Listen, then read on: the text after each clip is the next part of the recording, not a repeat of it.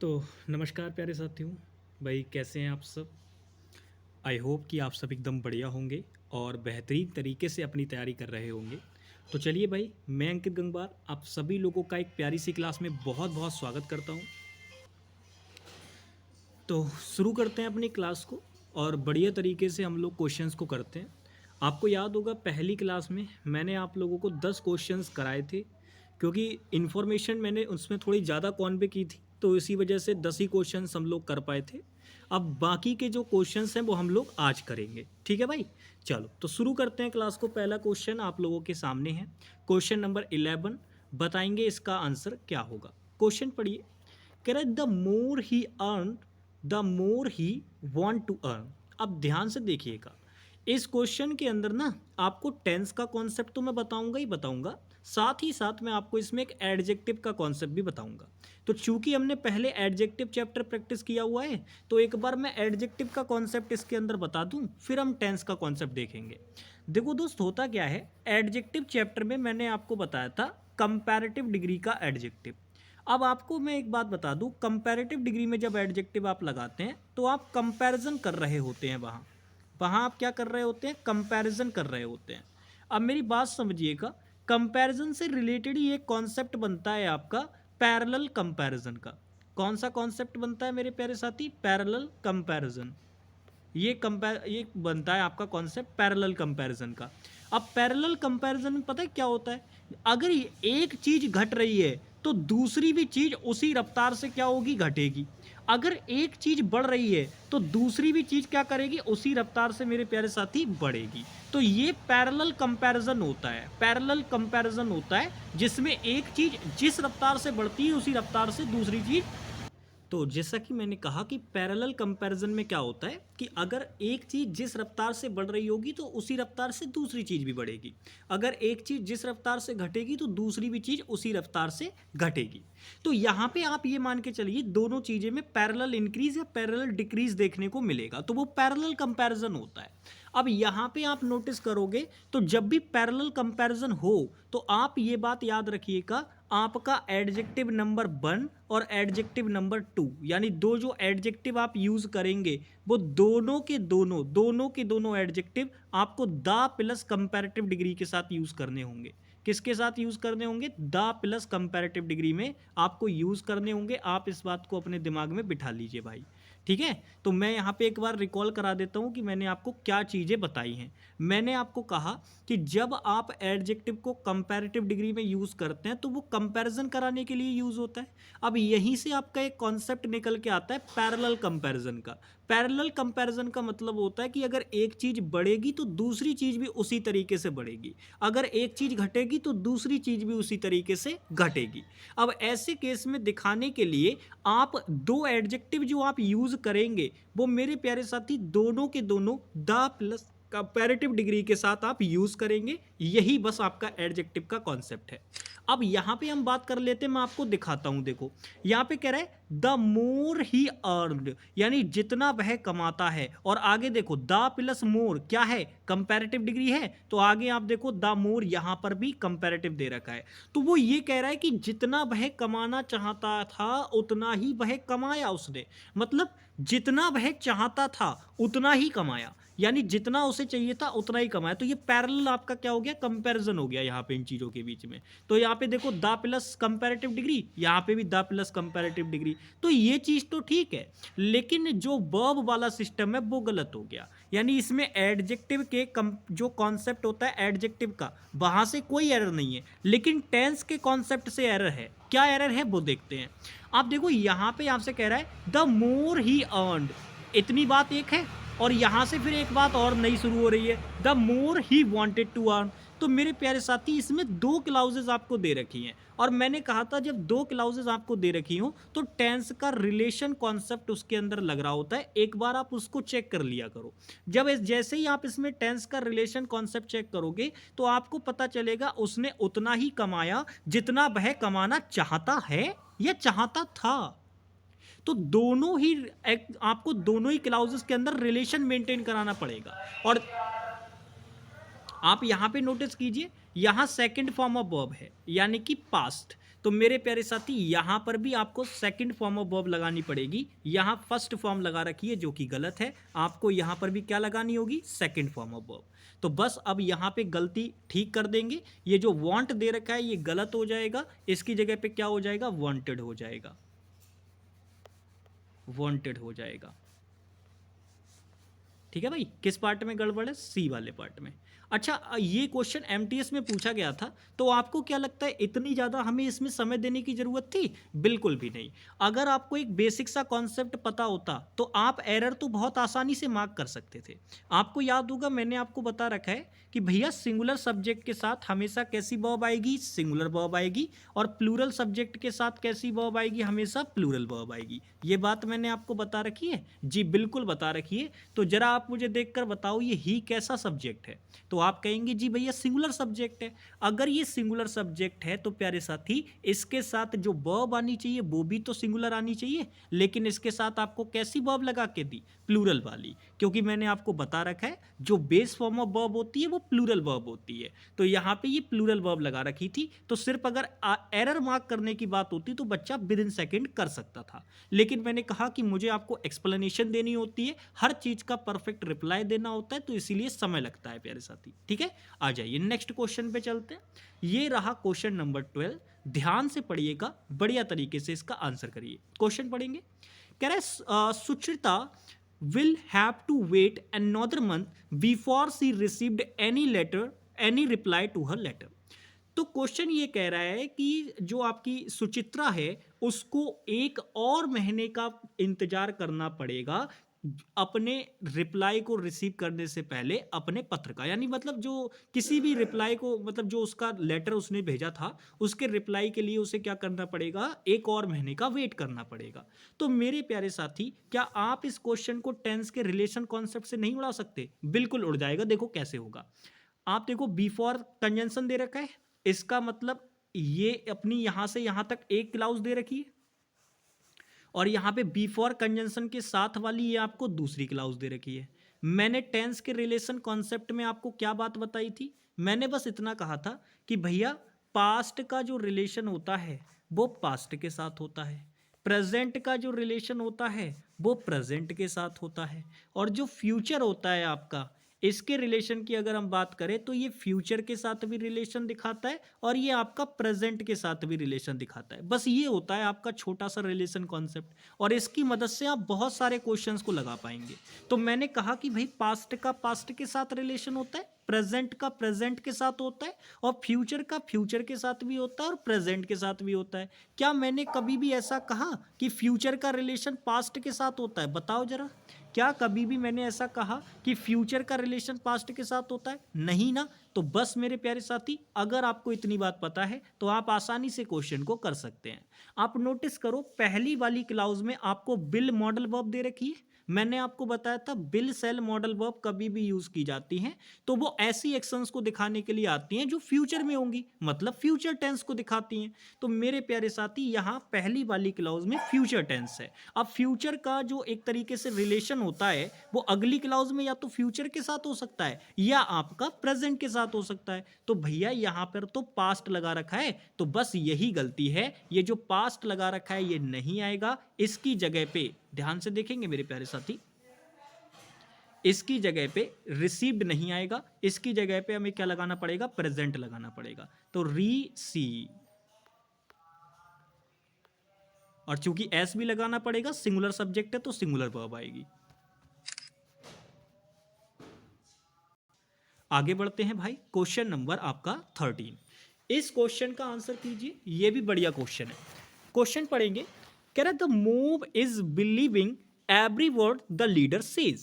तो कह रहा है जो देखो मोब जो होती है इसके बारे में मैं आपको बताता हूँ। देखो जो ये मोब बर्ड होता है ये बेसिकली अगर हम बात करें तो ये बर्ड आपका जो एक तरीके से भीड़ होती है, भीड़ जिसे आप रश भी बोलते हैं, उसके लिए आता है। लेकिन बेसिकली ये जो मॉब होती है वो वाली भीड़ होती है जो नुकसान वगैरह करती है, यानी थोड़ी सी गुस्से वाली जो भीड़ होती है उसको बोला जाता है। तो कह रहा है the move is believing every word the leader says. तो ये CHSL 2022 का क्वेश्चन है। अब बढ़िया क्वेश्चन है, कैसे इसका आंसर करेंगे वो मैं आपको बताता हूं। आपको याद होगा मैंने वर्ब चैप्टर में आपको बताया था कि भैया कुछ स्टेटिव वर्ब्स होती है, क्या आपको याद है? बहुत अच्छे से मैंने सारी बातें बताई हुई हैं कि स्टेटिव वर्ब क्या होती हैं, कैसे काम करती हैं, सारी चीज़ें।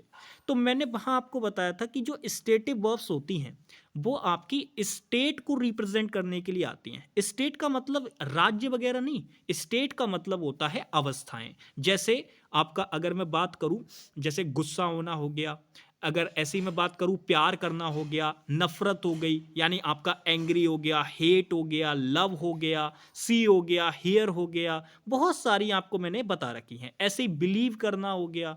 तो मेरे प्यारे साथी, ये जो बिलीव आपको वर्ब दे रखी है ना, ये एक स्टेटिव वर्ब है। इसका मतलब होता है भरोसा करना।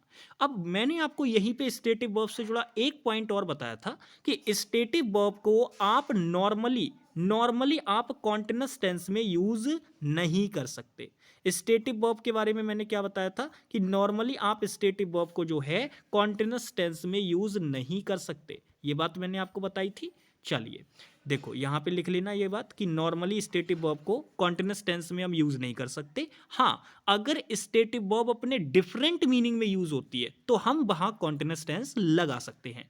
ठीक है, तो यहाँ पे अगर मैं बात करूं, यहाँ पे तो ये नॉर्मल मीनिंग के सेंस में नॉर्मल मीनिंग वाली स्टेटिव वर्ब है। बिलीव मतलब भरोसा करना, तो वो उसका नॉर्मली मीनिंग है, डिफरेंट मीनिंग में वो यूज ही नहीं होती। तो अब ये स्टेटिव वर्ब है तो हम इस पे कॉन्टिन्यूअस प्रोसेस नहीं लगा सकते, यानी इज बिलीविंग जो लगा रखा है वो गलत हो जाएगा। इसकी जगह पे केवल आपको क्या बोलना होगा, बिलीव बोलना होगा, बिलीव,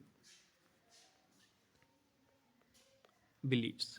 ठीक है भाई, कहाँ पे गड़बड़ है? ये रही गड़बड़ पहले वाले पार्ट में, बाकी सारी चीज़ें ठीक है। अब चूंकि ये वर्ब तो डिफरेंट मीनिंग में यूज ही नहीं होती है, वरना मैंने आपको स्टेटिव वर्ब का एक बहुत बढ़िया कॉन्सेप्ट बताया था कि भाई ये कॉन्टिन्यूअस प्रोसेस नॉर्मली तो नहीं आती है, लेकिन हाँ जब ये डिफरेंट मीनिंग में यूज होगी तब इस पे कॉन्टिन्यूअस प्रोसेस आ जाएगा। नॉर्मली नहीं आती है, लेकिन जब डिफरेंट मीनिंग में यूज होती है तो आ जाती है। अब इस पे बेस्ड आगे क्वेश्चन आएगा तो मैं वहां बताऊंगा आपको। नेक्स्ट आ जाओ, ये क्वेश्चन भी बढ़िया है। कह रहा है as long as there was corruption in India there can be no progress. अब क्वेश्चन बहुत ही बढ़िया लेवल का है, आप बहुत आराम से इसको ठीक कर पाएंगे। CHSL का क्वेश्चन है, लेकिन इसको ठीक करने के लिए ना मैंने क्या कहा, क्वेश्चन में अपने आप से चीजों को दिमाग में अज्यूम नहीं करना है। अगर आप यहां पे नोटिस करोगे तो क्वेश्चन में बच्चा देखेगा कि भैया एज लॉन्ग एज कंजंक्शन वाली क्लाउज है और इसमें यहां पे वॉज दे रखा है, तो क्या मैं यहां पे कुड कर दूं? बच्चों के दिमाग में आ सकता है क्या मैं यहाँ पे कैन का पास्ट कोड अप्लाई कर दूं तो क्या मेरा क्वेश्चन ठीक हो जाएगा? मेरे प्यारे साथी मेरी बात को समझिएगा। कुछ बच्चों के दिमाग में ये बात आई होगी कि भैया इस कैन को काट के हम कुड कर देंगे तो हमारा क्वेश्चन ठीक हो जाएगा, रिलेशन मेंटेन हो जाएगा, पास्ट और पास्ट हो जाएगा दोनों तरफ। मैंने कहा हाँ यार बात तो ठीक कह रहे हो तुम, लेकिन कहीं कुछ बच्चे ऐसे भी होंगे जिनके माइंड में ये वाली बात आएगी कि भैया मैं इस वॉज को काट के इसकी जगह पे इज कर देता हूं और यहां कैन का कैन ही रहने देता हूं, तो क्या बात ठीक नहीं हो जाएगी? तो मैं कहूंगा यार बात तो तब भी ठीक हो जाएगी, अब प्रेजेंट और प्रेजेंट का रिलेशन मेंटेन हो जाएगा। लेकिन असली दुविधा ये आती है कि कौन सा वाला बच्चा यहां पे ठीक होगा। क्या वो बच्चा ठीक होगा जिसने यहां कैन को काट के कुड किया है, या वो बच्चा ठीक होगा जिसने वॉज को काट के इज किया है? तो मैं आपको बता दूं, जो बच्चा यहां वॉज को काट के इज कर रहा है वो एकदम ठीक हो जाएगा। क्यों ठीक होगा उसका रीजन समझिए। आपको कभी भी क्वेश्चन का आंसर ऐसे डायरेक्ट रिलेशन कॉन्सेप्ट अप्लाई नहीं कर देना है कि भाई मैं तो इसमें देख के इसको कर दूंगा ठीक, नहीं। आपको क्वेश्चन की सेंस देखनी है, आपको क्वेश्चन के बारे में पूरा एक तरीके से जानकारी देखनी है कि भाई वो किस तरीके की सेंस रख रहा है, क्या वो पास्ट की सेंस है या वो प्रेजेंट की सेंस बना रहा है। अब आप मुझे बताइए, ये कह रहा है एज लॉन्ग एज, जब तक there was corruption in India, जब तक इंडिया में करप्शन था। भाई इंडिया में करप्शन अभी भी है, तो पास्ट की तो सेंस ही नहीं है यहाँ पे। भाई आप मुझे बताओ, क्या इंडिया में अभी करप्शन नहीं है? क्या करप्शन खत्म हो गया? नहीं ना, तो करप्शन तो अभी भी है। अगर करप्शन अभी भी है तो पास्ट की सेंस तो बन ही नहीं रही, और जब पास्ट की सेंस नहीं बन रही तो यहाँ पे पास्ट अप्लाई भी नहीं कर सकते। तो बस इसी वजह से मैंने कहा कि आप कभी भी टेंस का रिलेशन कॉन्सेप्ट अप्लाई करेंगे तो आपको क्वेश्चन की एक बार सेंस देख लेनी है कि वो पास्ट में सेंस लेके जा रहा है या नहीं। पता चले वो लेके ना जा रहा हो और आप जबरदस्ती पास्ट कर दे वहां पे, तो चीजें गलत हो जाएंगी। फिलहाल मैंने आपको बताया कि यहाँ पे कैन को काट के कुड करने वाले बच्चे गलत हो जाएंगे, आपको यहाँ वॉज को हटा के बस इसकी जगह पे इज करना होगा। ठीक है भाई, तो ये आपका गलत हो गया पहला वाला पार्ट में, ए वाले पार्ट में। चलिए नेक्स्ट आ जाइए, ये रहा क्वेश्चन नंबर 15। ये तो बच्चों वाला क्वेश्चन है। क्वेश्चन पढ़ेंगे। कह रहा है did you baked the chocolate cake yourself this time? क्या ये चॉकलेट केक तुमने खुद से बनाया है इस बार? ऐसे करके वो बोल रहा है। तो मेरे प्यारे साथी, क्वेश्चन एसएससी प्री का है, लेकिन यहाँ पे एग्जाम का नाम शायद मिस कर गए हैं कि किस एग्जाम का है। चलिए कोई बात नहीं है। फिलहाल अगर हम बात करें तो बेसिक सा क्वेश्चन है। बस आप ये देखो, मैंने आपको सीधे बताया था कि भाई हेल्पिंग वर्ब के अकॉर्डिंग मेन वर्ब कैसे लगाई जाती है, क्योंकि ये मैंने वर्ब चैप्टर में भी पढ़ाया था और टेंस से इसीलिए जुड़ा हुआ है क्योंकि आप देखो डिड का मतलब है पास्ट इंडेफिनिट टेंस, और पास्ट इंडेफिनिट टेंस का मतलब होता है सेकंड फॉर्म ऑफ वर्ब। अब मैंने आपको बताया था कि सेकंड फॉर्म ऑफ वर्ब का मतलब है आपने ये बेक्ड लगा रखी है, लेकिन इससे पहले आपने डिड हेल्पिंग वर्ब भी लगा रखी है। तो फिर अगर हेल्पिंग वर्ब के साथ आप बेक्ड लगाओगे तब तो ये थर्ड फॉर्म मानी जाएगी ना, फिर तो सेकंड फॉर्म मानी ही नहीं जाएगी। तो ये चीज़ें गलत हो जाएंगी अगर आप ये फॉर्मेशन देख पा रहे हो। अब चूंकि इंट्रोगेटिव चाहिए हमें, ध्यान से क्वेश्चन देखना, हमें इंट्रोगेटिव स्टेटमेंट चाहिए। तो इंट्रोगेटिव के लिए मैंने आपको पास्ट इंडेफिनिट का स्ट्रक्चर बताया है या नहीं? कहा था ना मैंने कि स्ट्रक्चर बेस्ड भी सीधे सीधे क्वेश्चन पूछे जाते हैं। तो आप मुझे बताओ, क्या इंट्रोगेटिव स्टेटमेंट के लिए मैंने आपको पास्ट स्टेटमेंट का स्ट्रक्चर बताया था या नहीं? तो वहां मैंने कहा था कि आप डिड लगाना, फिर आप सब्जेक्ट लगाना, फिर आप वर्ब की फर्स्ट फॉर्म लगाना, फिर अगर आपको कोई ऑब्जेक्ट दे रखा है तो वो चीज़ लगाना, और लास्ट में सबसे इंपॉर्टेंट क्वेश्चन मार्क लगाना, क्योंकि ये क्वेश्चन मार्क सबसे बड़ा आइडेंटिफिकेशन होता है कि भाई जो आपकी स्टेटमेंट है वो कैसी है, इंट्रोगेटिव में है। तो जरा आप वेरीफाई कीजिए इसको। डिड लगा के दे रखा है, जी बिल्कुल दे रखा है। सब्जेक्ट लगा के दे रखा है, जी बिल्कुल दे रखा है। क्या फर्स्ट फॉर्म लगा के दी है? नहीं दी है। तो बस यही गलती है, यहां पे बेक्ड लगा रखा है जो कि गलत हो जाएगा। इसकी जगह पे क्या आएगा, वेक आएगा। तो फर्स्ट फॉर्म हमें लगानी है, तो क्या कर देंगे, वेक कर देंगे। ठीक है, किस पार्ट में गड़बड़ है भाई, बी वाले पार्ट में। बहुत बढ़िया, आगे चलते हैं। नेक्स्ट क्वेश्चन नंबर 16 है, बढ़िया क्वेश्चन है, क्वेश्चन पढ़ेंगे। सीजीएल मेंस का क्वेश्चन है। कह रहे these experiments had been going on since several months. देखो सेवरल मंथ्स का मतलब क्या है, सेवरल मंथ्स का मतलब है कई महीनों से ये एक्सपेरिमेंट चल रहे हैं। अब अगर कई महीनों से ये एक्सपेरिमेंट चल रहे थे, क्योंकि हैड बता के वो बोलना चाह रहा है पास्ट परफेक्ट कॉन्टिन्यूस में, कोई दिक्कत वाली बात नहीं है, यहां पास्ट परफेक्ट कॉन्टिन्यूस लगा रखा है, मतलब वो ये कहना चाह रहा है कि ये काम पास्ट में चल रहा था, पास्ट में चल रहा था कई महीनों से ये चीज। तो कोई दिक्कत वाली बात नहीं है, बस ये क्वेश्चन जो बेस्ड है वो सिंस और फॉर पे बेस्ड है। किस पे बेस्ड है, सिंस और फॉर पे। तो सिंस और फॉर में मैंने आपको क्या कहा था, मैंने आपसे कहा था कि भाई अगर आपको पॉइंट ऑफ टाइम लगाना हो तो आप सिंस लगाना, और मैंने कहा था अगर आपको पीरियड ऑफ टाइम लगाना हो तो आप फॉर लगाना। और पॉइंट ऑफ टाइम में भी मैंने आपसे कहा था जब आपको पास्ट का पॉइंट ऑफ टाइम बताना हो तब सिंस लगाना है। अगर प्रेजेंट आपको फ्यूचर का पॉइंट ऑफ टाइम बताना है तब वहां आप सिंस नहीं लगाएंगे, वहां फ्रॉम लगाएंगे। तो ये चीज मैंने आपको बताई थी। अब जरा क्वेश्चन में देखकर आप मुझे बताओ, यहां पे सिंस लगा रखा है, तो मैंने अभी बताया कि सिंस के साथ तो पॉइंट ऑफ टाइम आता है, पर आपकी जानकारी के लिए बता दूं सेवरल मंथ्स का मतलब हो गया कई महीने। अब कई महीने जाहिर सी बात है एक महीने से तो ज्यादा ही होंगे। अब एक महीने से ज़्यादा होंगे तो क्या ये अपने आप में एक पीरियड नहीं बन जाएगा? और जब ये पीरियड बन जाएगा तो भैया जो ये सेवरल मंथ्स आपको टाइम दे रखा है ना, ये अपने आप में एक पीरियड ऑफ टाइम है। और अगर ये पीरियड ऑफ टाइम यहाँ पे आपको दे रखा है, अगर ये पीरियड ऑफ टाइम आपको यहाँ पे दे रखा है, तो इसके लिए आपने जो ये सिंस लगा रखा है, ये तो बात गलत हो जाएगी भाई। ये सिंस नहीं आएगा यहाँ, क्योंकि आपको दिया गया टाइम यहाँ पे कौन सा है, पीरियड ऑफ टाइम। तो पीरियड ऑफ टाइम दे रखा है तो सिंस नहीं आएगा, क्या आएगा, फॉर आएगा। तो यहां सिंस को हटा दो और इसकी जगह पे फॉर लगा दो। ठीक है भाई, ए वाले पार्ट में क्या है, एरर है। सिंपल सा क्वेश्चन था, बाकी यहां पे बाकी चीजें ठीक है। यहां पे इसको काट के हैव करने की भूल मत करना। वो पास्ट में बोलना चाह रहा है, बोल सकता है। मैंने कहा था ना, ऐसे जब तक कोई हिंट नहीं देगा आपको तब तक आप टेंस चेंज नहीं करेंगे। ये एक ही क्लाउज का टेंस था तो कोई दिक्कत वाली बात नहीं है, आप डायरेक्ट बोल सकते हो उसको। नेक्स्ट आ जाओ, ये सीजीएल प्री का क्वेश्चन है, क्वेश्चन पढ़ेंगे। कह रहा है Smita lived in this house since she was 5 years old. अब ये क्वेश्चन बहुत बढ़िया है, क्यों बढ़िया है उसके बारे में हम बात करते हैं। देखो क्वेश्चन ये कह रहा है कि स्मिता जो है वो इस घर में रह रही है, मतलब इस घर में रही थी since she was 5 years old, जब वो 5 साल की थी।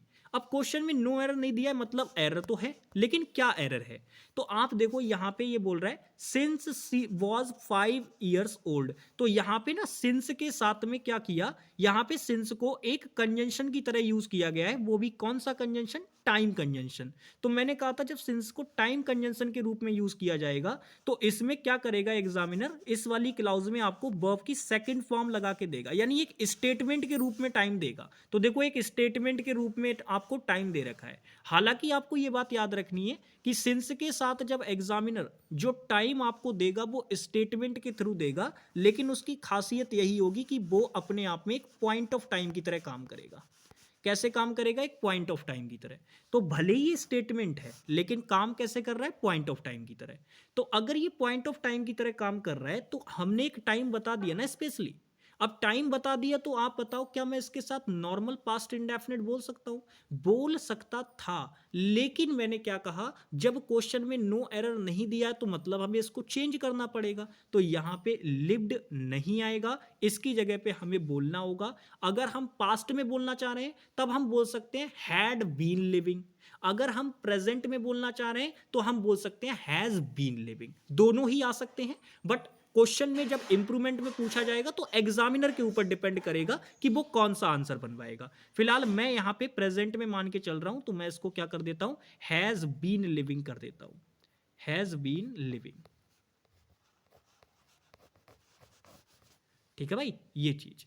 तो यहां पे आपका किस पार्ट में आंसर है भाई? पहले वाले पार्ट में। बाकी सारी चीजें ठीक है यहां पे। चलिए नेक्स्ट आ जाइए। ये क्वेश्चन बढ़िया है, इसका आंसर करेंगे।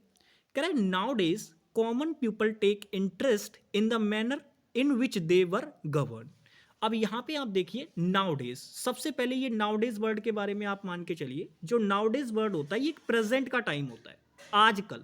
तो ये प्रेजेंट का टाइम है। अगर प्रेजेंट का टाइम है तो इसके साथ प्रेजेंट का ही टेंस आएगा। अब याद रखिए जर्नली इसके साथ क्या करते हैं हम, कॉन्टिन्यूअस टेंस लगा देते हैं। पर आपकी जानकारी के लिए एक पॉइंट और बताना चाहूंगा, नाउ डेज जो वर्ड होता है इसके साथ हम लोग इंडेफिनिट टेंस भी लगा सकते हैं और कॉन्टिन्यूअस वाला भी लगा सकते हैं।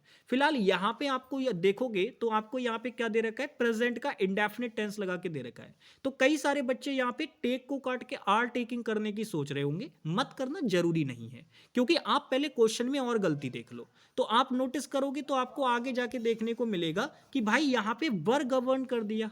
तो आप सबसे बड़ी हिंट आपको क्या थी, सबसे बड़ी हिंट आपके क्वेश्चन में थी नाउ डेज। तो नाउ डेज एक प्रेजेंट का टाइम है। अगर प्रेजेंट का टाइम है तो इसके साथ वाली क्लाउज प्रेजेंट में रहेगी, और फिर आगे जब हम टेंस का रिलेशन कॉन्सेप्ट अप्लाई करेंगे तो भैया वो क्या कहता है कि प्रेजेंट का रिलेशन प्रेजेंट के साथ होगा। तो यहां पर तो आपने बर लगा रखा है, तो ये तो गलत हो गया। तो बर नहीं आएगा यहां पे। मैंने कहा प्रेजेंट का जो रिलेशन होता है वो भैया प्रेजेंट के साथ होता है।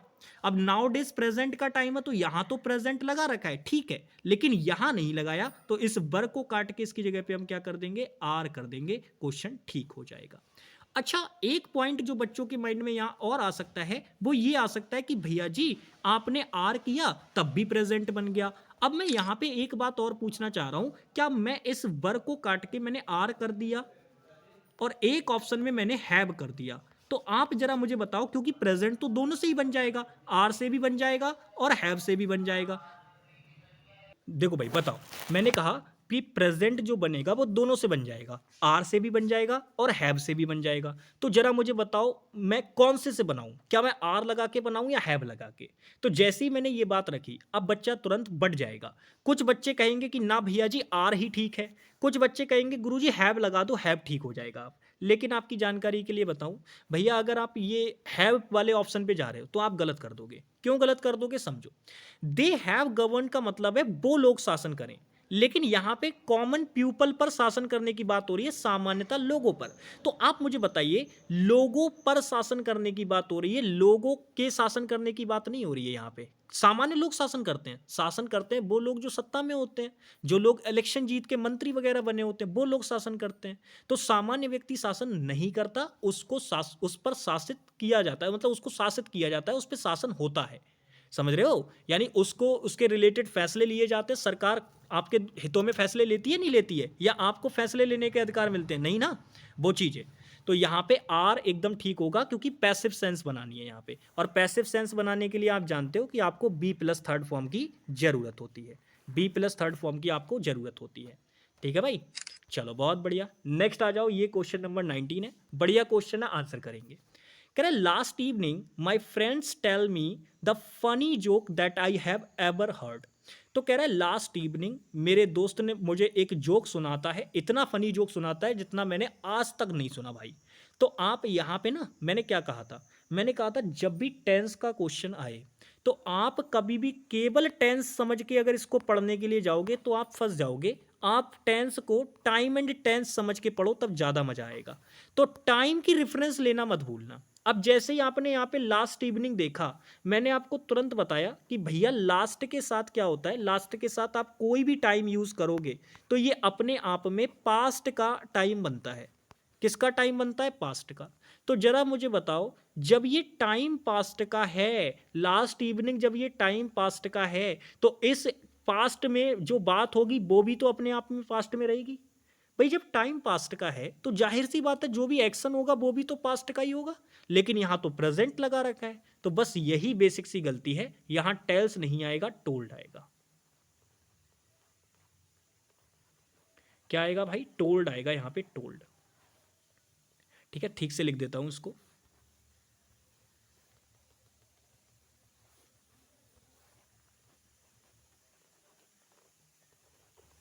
ठीक है, टोल्ड। तो किस पार्ट में गड़बड़ है आपकी? ये रही गड़बड़। बाकी ठीक है सारी चीजें, बस आपको इतना ही पता होना चाहिए था, टाइम की रेफरेंस लेनी थी इस क्वेश्चन में। नेक्स्ट आ जाओ, कह रहे he wins several accolades for his music composition. देखो ये क्वेश्चन सीजीएल मेंस का है, लेकिन अगर सिर्फ आप इसमें एरर मार्क करना चाहते हैं तो बहुत आसानी से कर सकते हैं। क्योंकि एरर मार्क करने के लिए बस पता है आपको क्या चाहिए, बस ये बात कि भैया सिंगुलर सब्जेक्ट के साथ सिंगुलर वर्ब आती है और प्लूरल सब्जेक्ट के साथ प्लूरल वर्ब आती है, केवल बस इतना पता होना चाहिए था। कैसे? देखो, आपका ही सब्जेक्ट है, कैसा सब्जेक्ट होता है? ही, सिंगुलर। अगर ये सिंगुलर सब्जेक्ट होता है तो इसके साथ सिंगुलर वर्ब आनी चाहिए, लेकिन आपको क्या लगा के दे रखी। चलिए तो देखिए भाई यहाँ पे क्या होगा कि आप देखो सिंगुलर सब्जेक्ट है और मैंने अभी बताया कि सिंगुलर सब्जेक्ट के साथ सिंगुलर वर्ब आती है, लेकिन यहाँ पे क्या लगा रखा है? प्लूरल वर्ब लगा रखी है। तो बस यही बेसिक सी गलती है इसमें, यहाँ प्लूरल वर्ब लगा रखी है, ये नहीं आएगी। तो अब मैं आपको दो ऑप्शन देता हूँ फिर से, आप मुझे बताइए दोनों में से ठीक कौन सी होगी। क्या आप यहाँ पे विंस करना चाहेंगे या आप यहाँ पे वॉर्न करना चाहेंगे? तो ये आप तभी बता सकते हैं जब आपको वो बात पता हो जो मैंने आपको कल की क्लास में बताई थी। और मैंने आपसे कहा था कि भाई जो एक्शन होते हैं या जो इवेंट होते हैं वो आपके दो तरीके के होते हैं। एक तो ऐसे एक्शन होते हैं जो आपके रिपीटेड मोड पे हो, और एक ऐसे एक्शन होते हैं जो कभी कभार हो गए या वन टाइम एक्शन होते हैं वो आपके, एक प्रकार से कि एक बार हो गए फिर पता नहीं है कि कब होंगे। तो ऐसे एक्शंस को दिखाने के लिए आप केवल पास्ट का टेंस यूज कर सकते हैं जो वन टाइम वाले होते हैं, और जो रिपीटेड मोड वाले एक्शन होते हैं उनको दिखाने के लिए आप पास्ट का टेंस भी यूज कर सकते हैं और प्रेजेंट का यूज भी कर सकते हैं। अब देखो एक्कोलेट्स का मतलब होता है जो सम्मान होते हैं, जो मेडल्स वगैरह होते हैं उनकी बात करता है। तो कह रहे हैं ही विन, अगर मैं कहूं कि वो बहुत सारे मेडल्स जीतता है अपने म्यूजिक कॉम्पोजिशन के लिए, तो क्या ये बात ठीक हो जाएगी? देखो अब अगर हम बात करें तो ये बात प्रेजेंट में भी ठीक हो जाएगी, ये बात पास्ट में भी ठीक हो जाएगी, पर ज़्यादा इसके जो होने के चांसेस होंगे, क्योंकि हमेशा ही अपने एक्विजिशंस के लिए वो जो एक तरीके से कंपोजिशन है म्यूजिक की, उसके लिए हमेशा तो नहीं जीतेगा। हाँ, कभी कभी ऐसा हो सकता है, तो हम इसको रेयर केस में लेके चलेंगे। तो आप ये मान के चलिए आंसर तो दोनों ही इसके ठीक हो जाएंगे, बट हम सेकंड वाले को ज़्यादा प्रायोरिटी पे रखेंगे। पहले वाला भी आंसर बन जाएगा, मैं ये नहीं कह रहा नहीं बनेगा, लेकिन ज़्यादा प्रायोरिटी पे हम इसको, इस वाले को रखेंगे, वॉन को। तो यहाँ पे बिन को काट के हम इसकी जगह पे क्या कर देंगे? वॉन कर देंगे, ज़्यादा बेटर रहेगा। ए वाले पार्ट में आपका क्या है? आंसर है। चलिए नेक्स्ट क्वेश्चन नंबर 21 पे चलते हैं। ये क्वेश्चन बढ़िया है, क्वेश्चन का आंसर करेंगे। कह रहे I never miss a cricket match as I am fond of cricket from childhood. देखो बहुत ही प्यारा क्वेश्चन है। अब यहाँ पे दो एरर बच्चों के दिमाग में आ सकते हैं, लेकिन मैं आपको बता दूं एक जो आप सोच रहे हैं वो नहीं निकलेगा। क्यों नहीं निकलेगा उसके पीछे मैं बताऊंगा। बाकी ये सीजीएल मेंस का क्वेश्चन है और इसका लेवल भी सीजीएल मेंस के लायक है। आप यहां से यहां तक देखोगे आपको कोई गलती देखने को नहीं मिलेगी। फिर जैसे ही आप इस वाली क्लाउज में आओगे, ये कंजंक्शन दे रखा है, अब एज कंजंक्शन या प्रेपोजिशन ये कैसे पता चलता है? तो मैंने कहा था आप आगे वाली चीजों को देखो उसके आसपास की। आप देखोगे आई आपका सब्जेक्ट है और एम आपकी वर्ब है, तो एज के बाद में आपको सब्जेक्ट और वर्ब नजर आ गया, तो सब्जेक्ट और वर्ब मिलके क्या बनाते हैं भाई? एक क्लाउज बनाते हैं। तो एज यहाँ पे एक क्लाउज को जोड़ने के काम में आ रहा है, इसीलिए एज यहाँ पे क्या है? कंजंक्शन है। अब यहाँ पे देखो ये कंजंक्शन है, तो यहां पे आप देखो आई एम फॉन्ड ऑफ क्रिकेट बोल रहा है फ्रॉम चाइल्डहुड, तो ये आपकी यहां तक क्लाउज है। अब आप देखो यहां पे ना आपको एक टाइम मेंशन करके दे रखा है, पॉइंट ऑफ टाइम चाइल्डहुड, यानी अवस्था आपको मेंशन करके दे रखी है। तो ये चाइल्डहुड एक तरीका से स्टेट है आपकी, और ये मेंशन करके दे रखी है। तो अगर ये स्टेट मेंशन करके दे रखी है, तो आप जानते हो ना, जब भी पॉइंट ऑफ टाइम या पीरियड ऑफ टाइम मेंशन कर दिया जाता है, तो ऐसे केस में हम कौन सा टेंस यूज करते हैं? परफेक्ट कॉन्टिन्यूअस टेंस यूज करते हैं। तो आप यहां पे परफेक्ट कॉन्टिन्यूअस टेंस लगा सकते थे, बट अगर इसने नॉर्मली टेंस यूज किया है तो वो भी ठीक है। यानी अगर ये यहां पे प्रेजेंट, क्योंकि आप देखो सिंपल प्रेजेंट यूज कर रखा है उसने, तो ठीक है, कोई दिक्कत नहीं है कि भाई मैं बचपन से ही क्या है, मतलब क्रिकेट का प्रेमी रहा हूं, बहुत ज्यादा उसको पसंद करता हूं बचपन से ही, तो ये वो बोलना चाह रहा है, तो कोई दिक्कत वाली बात नहीं है, यहां पे बिल्कुल ठीक है चीजें, यहां आप गलती ना निकाले। तो गलती फिर कहां है भैया? गलती ये है, आपको मैंने सीधे बताया था कि भाई जो पॉइंट ऑफ टाइम वाला फंडा होता है, पॉइंट ऑफ टाइम वाला, इसमें मैंने अभी आपको क्या बताया था? मैंने आपसे सिंपल कहा था कि भाई पॉइंट ऑफ टाइम भी दो तरीके का होता है, एक तो फ्यूचर का पॉइंट ऑफ टाइम होता है और एक पास्ट का पॉइंट ऑफ टाइम होता है।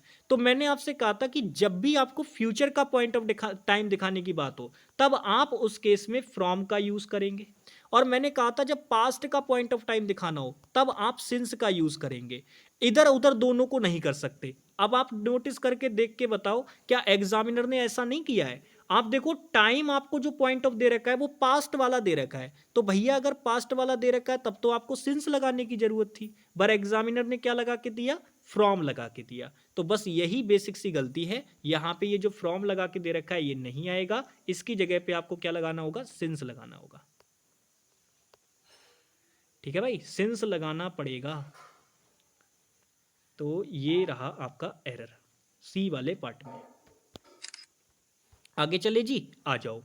ये रहा क्वेश्चन नंबर 22। अब ये क्वेश्चन आप करके बताएंगे, क्योंकि एडवर्ब चैप्टर की जब मैं प्रैक्टिस करा रहा था तब मैंने ये क्वेश्चन आपको बहुत अच्छे से कराया था। इसी तरीके का क्वेश्चन पढ़ो, कह रहे we are yet living in the same house.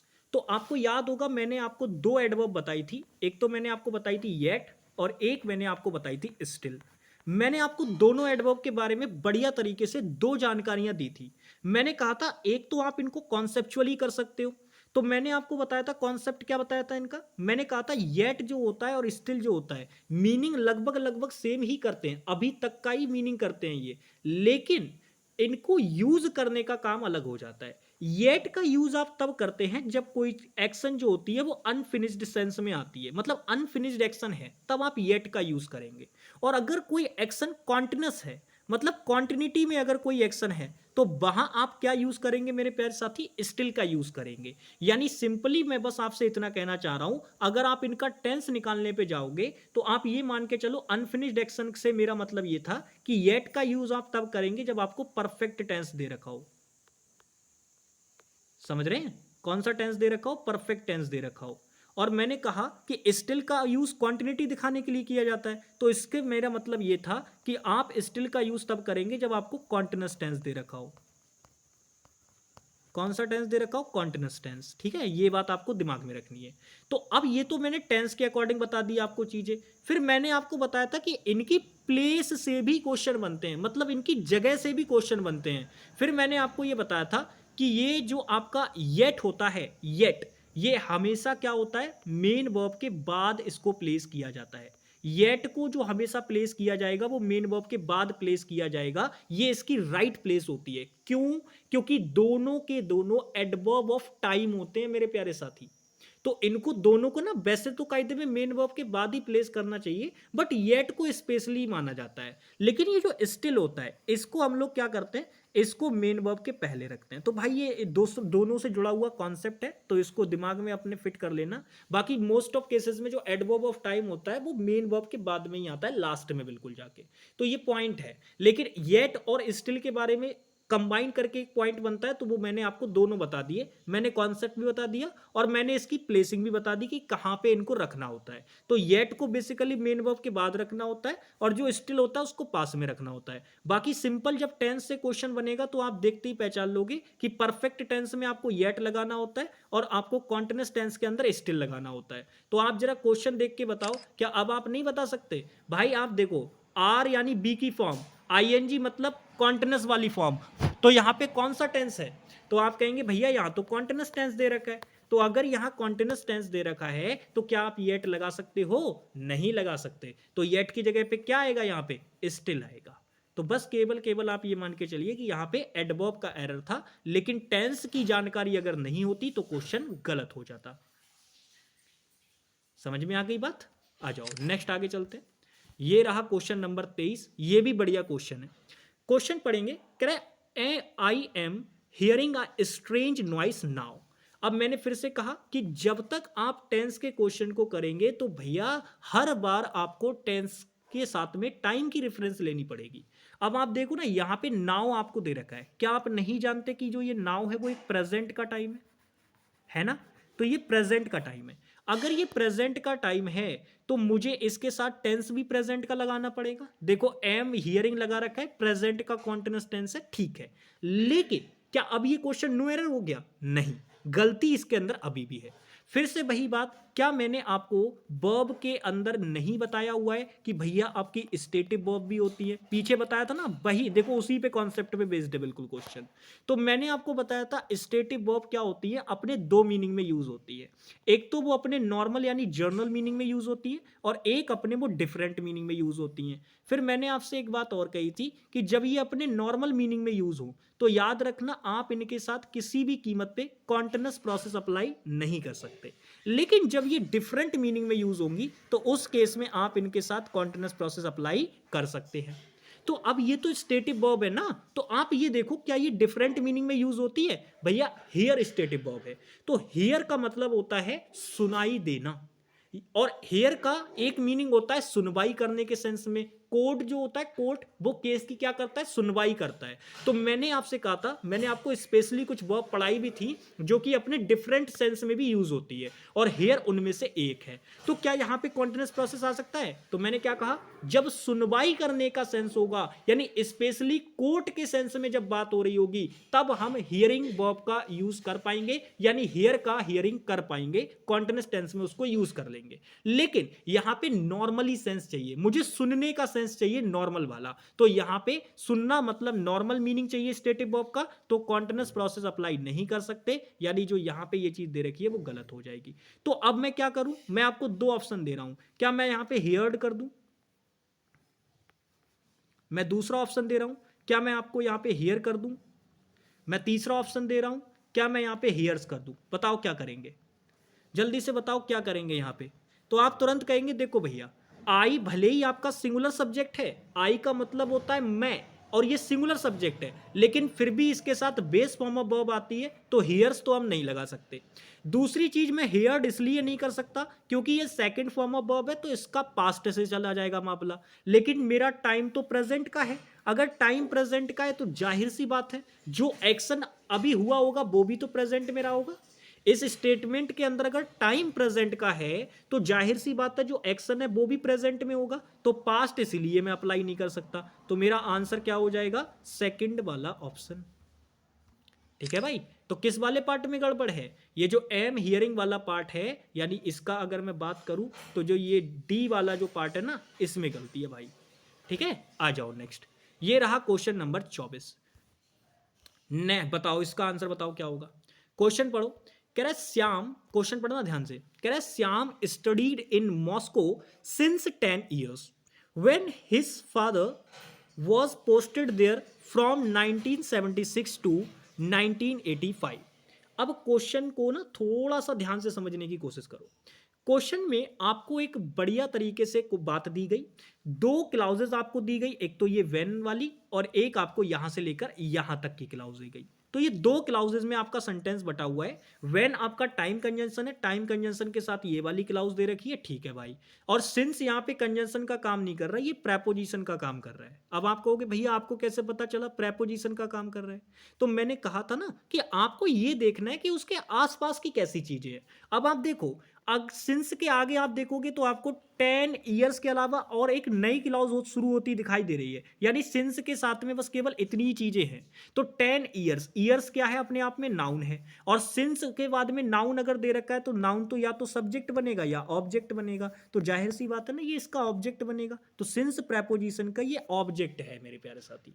समझ में आ गई बात? तो यहां पे ये सिंस आपका प्रेपो का काम कर रहा है। अब चूंकि यहां पे अगर आप गलती देखोगे तो मैंने अभी पीछे एक बात बताई थी कि जब आप नॉर्मली प्रेजेंट में या पास्ट में उस चीज को बोलना चाहते हो तो आप बोल सकते हो, कोई दिक्कत वाली बात नहीं है। जैसे वो I am found of cricket since childhood बोल रहा था, तो जैसे वो चीज ठीक थी, ऐसे ही यहां पे Shyam studied in Moscow since 10 years, तो यहां पर ये चीज भी ठीक है। तो मैंने क्या कहा, अगर बात आप पास्ट में बोलना चाहते हैं, सिंपल पास्ट में बोल सकते हैं कि भाई 10 साल हो गए, 10 साल से जो है वो मॉस्को में था, 10 साल से वो मॉस्को में था जब उसके पिताजी जो थे वो यहां पोस्ट किए गए 1976 से 1985 तक। तो वो 10 साल से मॉस्को में था, तो हम बोल सकते हैं, इंफॉर्मेशन दे सकते हैं अपने बारे में, कोई दिक्कत वाली बात नहीं है। तो यहां पे गड़बड़ निकालने की कोशिश मत करना। कई सारे बच्चे ऐसा कर सकते हैं कि जैसे ही वो देखे कि भैया सिंस के साथ में टाइम मेंशन करके दे रखा है, तो स्टडीड को काट के ना हम यहाँ पे ऐसा कर देते हैं, हैज बीन स्टडिंग कर देते हैं, या फिर हैड बीन स्टडिंग कर देते हैं। इधर पास्ट दे रखा है तो हैड बीन स्टडिंग कर देते हैं। भाई वो चीजें नहीं करनी है, आपको बेसिक सा गलती देखना है। वो बेसिक सा गलती ये था कि भाई यहां आपको ये पीरियड ऑफ टाइम दे रखा है। जाहिर सी बात है यार, 10 साल, तो 10 साल अपने आप में एक बड़ा पीरियड हो गया या नहीं हो गया? तो आप कहेंगे भैया बिल्कुल हो गया। तो ये पीरियड ऑफ टाइम है।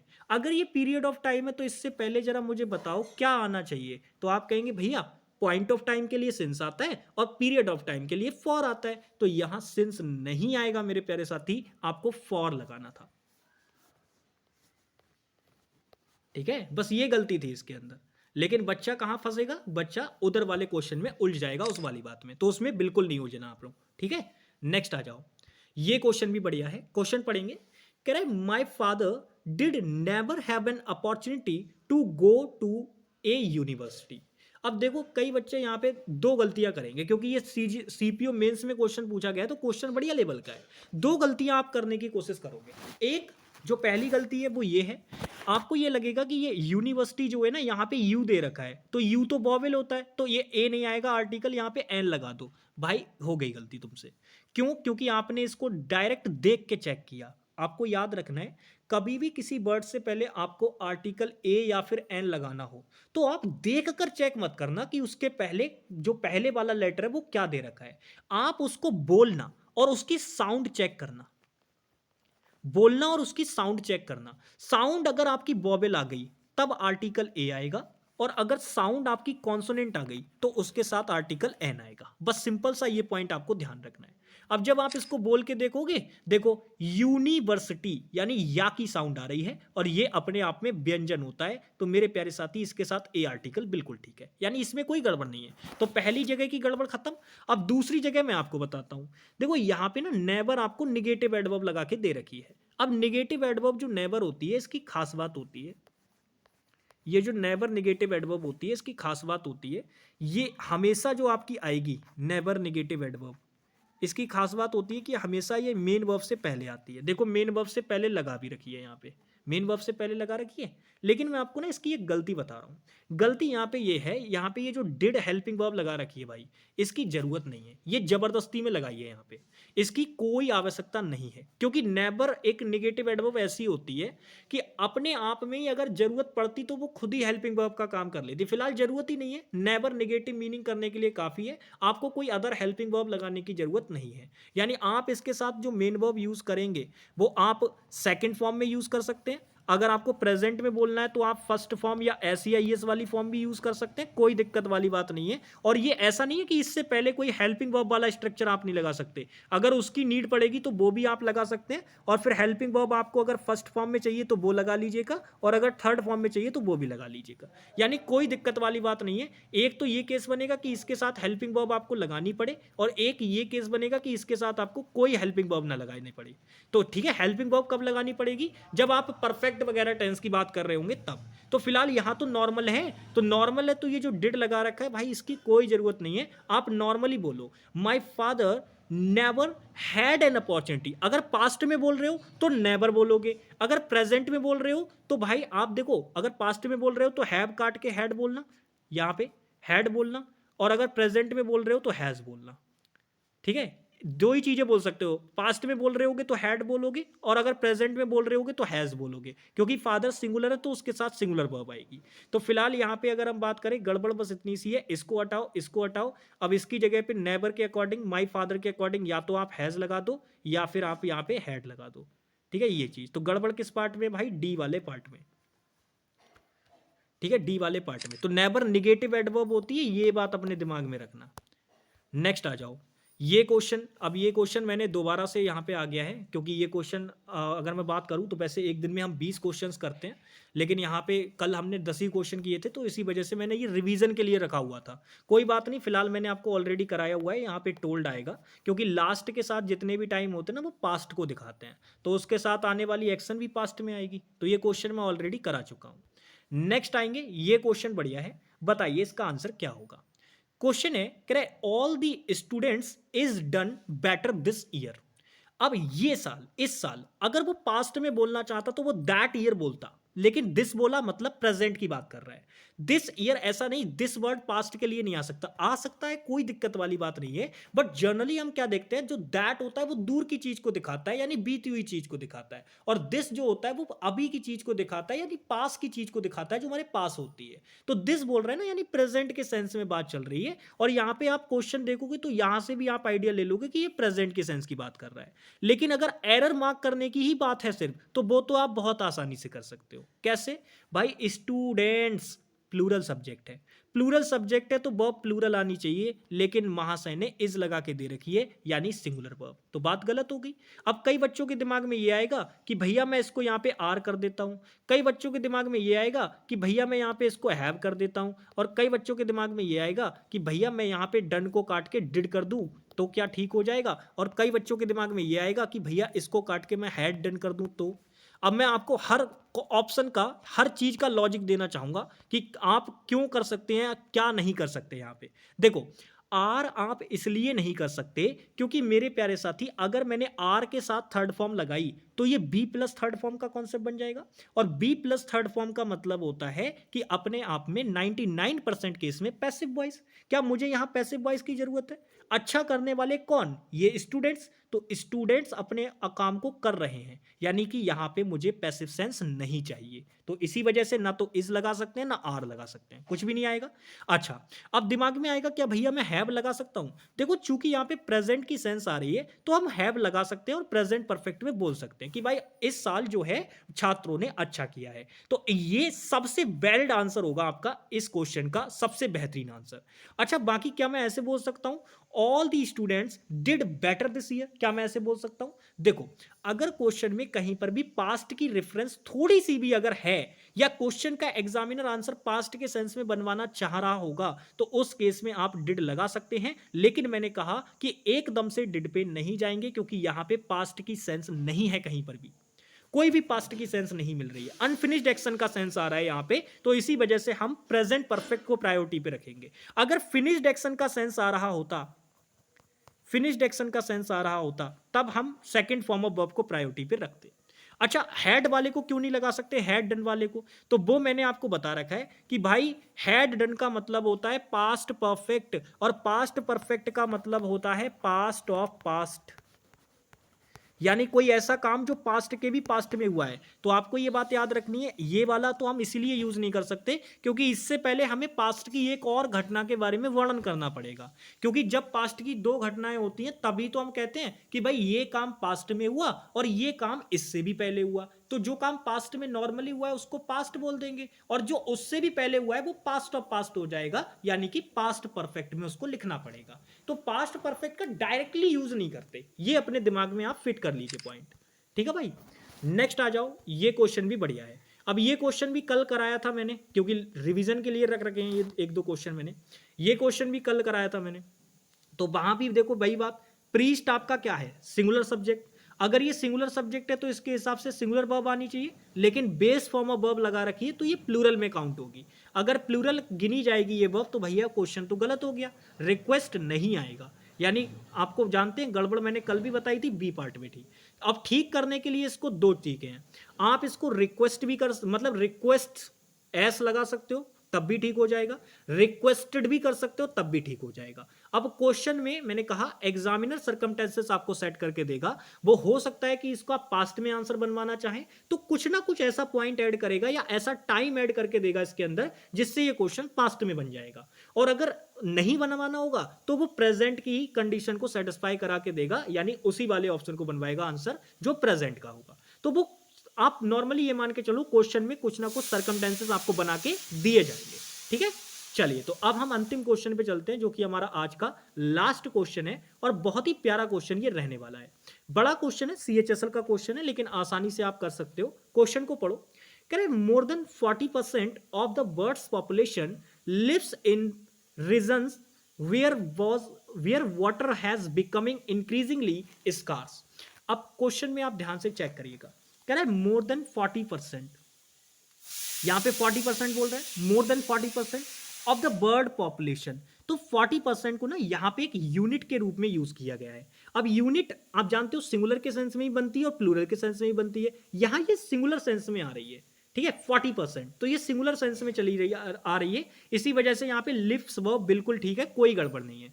अब किस चीज की, बर्ड्स पॉपुलेशन की, तो ये ऑफ प्रेपोजिशन के बाद इसका ऑब्जेक्ट है, तो मेन सब्जेक्ट तो 40% ही है, तो उसके हिसाब से ये यूनिट है जो कि सिंगुलर में, यानी कि एक तरीके से जो यूनाइटेड सेंस में आपकी जो ये बोल रहा है उस सेंस में। अगर ये बट रही होती किसी तरीके से तब हम इसको प्लूरल सेंस में यूज कर सकते थे, बट 40% डिवाइड नहीं हो रहा, इसीलिए ये एक तरीके से यूनाइटेड सेंस है, तो लिव्स वर्ब बिल्कुल ठीक है। लेकिन गड़बड़ मैं आपको बता रहा हूं, बेसिक सी गड़बड़ है। बेसिक सी गड़बड़ क्या है भाई, आप एक बात बताओ, क्या आप ये मैंने वर्ब चैप्टर में आपको नहीं पढ़ाया था कि हैज हो गया, हैव हो गया, या आपका हैड हो गया, ये तीनों के तीनों कभी भी आपके हेल्पिंग वर्ब का काम करेंगे। हैज हो गया, हैव हो गया, हैड हो गया, ये कभी भी तीनों के तीनों आपका हेल्पिंग वर्ब का काम करेंगे। तो भाई इनके बाद जो आप मेन वर्ब लगाओगे वो किस में आएगी, थर्ड फॉर्म ऑफ वर्ब में आएगी। क्या ये बात आपको बताई है या नहीं बताई है? तो आप कहेंगे भैया बिल्कुल आपने बता रखी है। तो यहाँ पे आप देखो ना, हैज दे रखा है, तो ये हेल्पिंग वर्ब है। अगर ये हेल्पिंग वर्ब है तो इसके बाद जो मेन वर्ब आनी चाहिए वो किस फॉर्म में आनी चाहिए, थर्ड फॉर्म में। लेकिन यहाँ पे कौन सी फॉर्म में लगा रखी है, ING में लगा रखी है। तो बस यही गलती है, बिकमिंग नहीं आएगा। आप जानते हो जैसे कम की फॉर्म होती है वैसे ही बिकम की होती है। तो कम की क्या होती है, कम, केम, कम। तो थर्ड फॉर्म आपकी कम ही रहती है, चेंज नहीं करना होता उसको, तो बस बिकम ही कर देंगे, यही आपकी थर्ड फॉर्म होगी। बिकम यही आपकी थर्ड फॉर्म होगी, और यही मेरे प्यारे साथी आपकी वर्ब की फर्स्ट फॉर्म भी होगी, यानी दोनों यही होगी। तो कोई दिक्कत वाली बात नहीं है, फिलहाल बिकमिंग नहीं होगा, ये बात आपको ध्यान रखना है। तो किस वाले पार्ट में गड़बड़ है, ये रही गड़बड़ आपकी सीधे सीधे ए वाले पार्ट में। तो आज की क्लास भी होती है समाप्त टेंस की। मैं आशा करता हूं कि आपने बढ़िया तरीके से चीज़ों को सीखा होगा। बाकी मिलते हैं आप लोगों से नेक्स्ट क्लास में, तब तक के लिए बाय बाय, टेक केयर, जय हिंद प्यारे भाई।